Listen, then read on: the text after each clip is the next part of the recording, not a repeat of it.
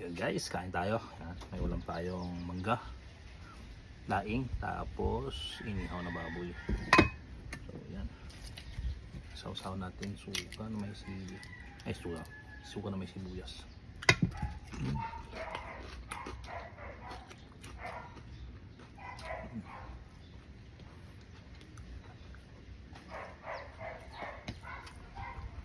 Tapos mangga with alamang.